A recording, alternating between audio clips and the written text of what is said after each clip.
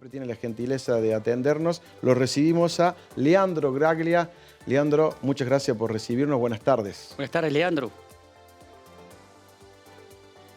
Buenas tardes, un gusto para mí estar, gracias por la invitación, un gusto estar siempre con ustedes.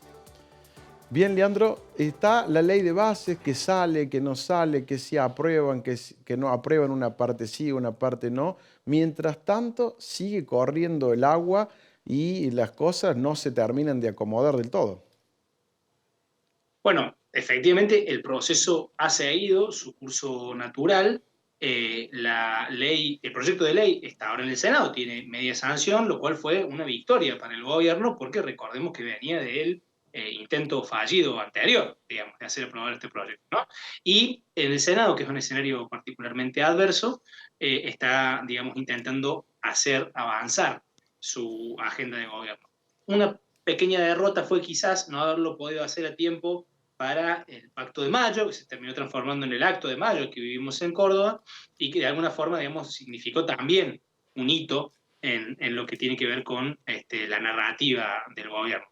Lo más probable es que la ley se apruebe con importantes modificaciones que se han hecho, y ahí tiene un papel muy importante el ministro Francos, ahora jefe de gabinete de Francos, que fue quien de alguna forma encabezó las últimas negociaciones que estarían permitiendo destrabar los acuerdos para alcanzar la mayoría crítica necesaria para la ley, ¿no? Y esto me parece que es Claro. una señal de los tiempos porque demuestra el giro hacia el pragmatismo que va teniendo cada vez más el gobierno nacional, ¿no?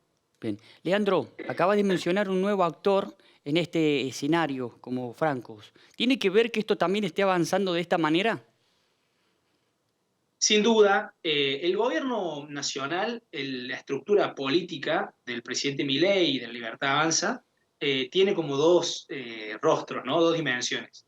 La más ideológica, la más agonal, la más confrontativa, y la más pragmática, es decir, la más política, la que tiende puentes, la que negocia, la que intenta generar algunos acuerdos. El representante de esta última dimensión, por excelencia, es el jefe de gabinete Francos, que ha crecido en poder en las últimas semanas, en los últimos días, y que sin duda tiene un rol importante en esta negociación, que nunca se la dieron, digamos, del todo a la vicepresidenta, que es la titular del Senado, que hubiese sido una jugada posible, lógica, sino que se termina de destrabar con la aparición del jefe de gabinete en las negociaciones, ¿no? Entonces es una faceta mucho más pragmática del gobierno, más política. Fíjense que han empezado a haber algunas transferencias a provincias, han empezado a haber algunas cuestiones un poquito menos fuertes de lo ideológico, pero que hacen también a la gestión cotidiana, que me parece que marcan una nueva etapa en el gobierno después de estos 6 meses primeros, digamos, ¿no? Bien. Leandro, hablando de victorias y de derrotas que por ahí van marcando la agenda, está también en tapete el tema de la distribución de los alimentos y hoy también la aprobación se reunió por amplia mayoría por parte de la oposición, se aprobó la recomposición salarial para los jubilados nacionales. Mira, yo creo que las dos cosas están tímidamente relacionadas. El afer de los alimentos, del cual todavía no se ve el fondo porque se ha involucrado a la justicia federal, entonces tenemos los famosos escenarios de Comodoro Pi, lo cual genera toda una dinámica que está lejos de acabarse. Además, la inexperiencia en gestión del gobierno y la escasez de cuadros propios ha generado un desbande total dentro de lo que es el Ministerio de Capital Humano, y eso hace que dé la sensación de que el tema falta mucho para que termine, ¿no? Es una herida para el gobierno, ¿no? Es una derrota política, es un costo político que tiene que pagar porque se sale de su propia narrativa, está obligado de alguna forma a actuar frente a actores que habían trabajado mucho para deslegitimar. Nosotros hemos podido observar a periodistas de medios nacionales afines al gobierno terminar diciendo en cámara, al final Grabois tenía razón, que es una derrota política para la narrativa del gobierno, y eso creo que también de alguna forma envalentona a algunos sectores de la oposición que ven que el león también sangra y por eso se animan a hacerle una jugadita como la que tiene que ver con el aumento de los saberes jubilatorios, que de alguna forma juntó a toda la oposición y creo que lo hacen de forma inteligente, asociados a un tema que pega bien en la opinión pública, ¿no? Lamentablemente, para la jugada política de la oposición, a continuación no terminan, deberían haber votado por amplia mayoría también la derogación de las jubilaciones de privilegio, y no lo hacen, con lo cual le vuelven a dar aire al gobierno nacional para volver a caracterizarlos dentro de la casta y decir, miren, votarán por los jubilados, pero ellos la jubilación de privilegio no, y entonces es una de cal y una de arena, digamos, con esta oposición, ¿no? Bien, Leandro, ¿y qué lectura hacen ustedes para la gente común? ¿Hasta cuándo este aguante, si bien ahí en el 25 de mayo en Córdoba asistió público, a lo mejor quizás no el que se esperaba, pero hay señales? ¿Cómo está en la parte del aguante, si se puede decir, de la gente común?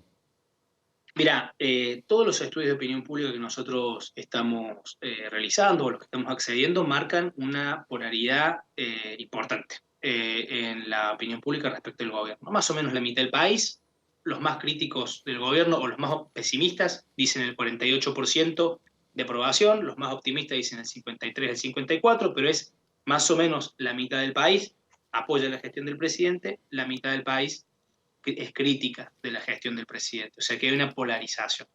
La duda es hasta cuándo una buena porción de este 50%, digamos, que lo sigue acompañando, va a seguir teniendo esta valoración positiva y este apoyo del gobierno de Milei, cuando en buena parte es víctima de o sufre en carne propia, digamos, las consecuencias del ajuste. Y acá hay dos cosas que nosotros no tenemos que olvidar. Primero es que Milei llega al poder montándose sobre un sentimiento social que tenía que ver con la sensación de los no privilegiados frente a los privilegiados. Buena parte de la población detectaba que había un grupo que vivía bien, que tenía acceso a un montón de bienes, de servicios, de calidad de vida, que a la gran mayoría de la población se le negaba. Milei supo ponerle un rótulo a eso, lo llamó la casta, dijo que él estaba del otro lado y supo capitalizar este enorme sentimiento social.